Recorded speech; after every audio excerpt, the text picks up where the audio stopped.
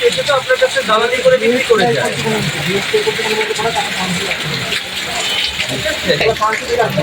এই যে আপনার এটাতে লাইসেন্স নাই, হ্যাঁ, আনরেজিস্টার্ড প্রোডাক্ট, ঠিক আছে, এগুলো রাখা যাবে না। আপনাকে একটা লোক এসে বুঝাইলো যে এই জিনিস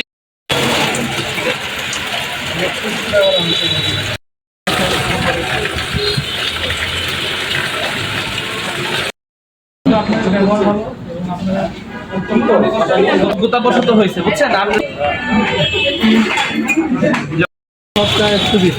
আচ্ছা, বুঝতে পারছি।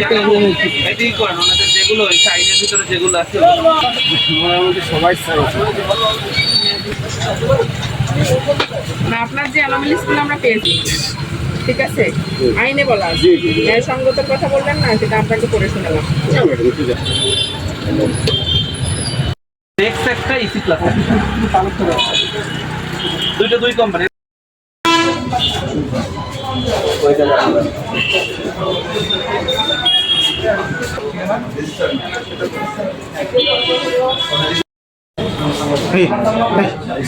আপনার কাছে কেন ভাই?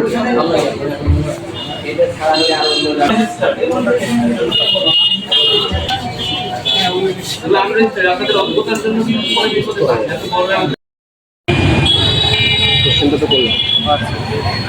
Mobile code, regular mobile code পরিচালিত হচ্ছে সদর হাসপাতালের সামনে কয়েকটা ওষুধের দোকানে। আমরা হচ্ছে যেগুলোতে আনরেজিস্টার্ড ওষুধ পেয়েছি ওগুলো হচ্ছে গিয়ে আমরা ওদেরকে সতর্ক করলাম যে আনরেজিস্টার্ড যে ওষুধ আছে এগুলো আর সেল করা যাবে না, এবং এর জন্য আমাদের ওদেরকে 3টা আমার দোকানে হচ্ছে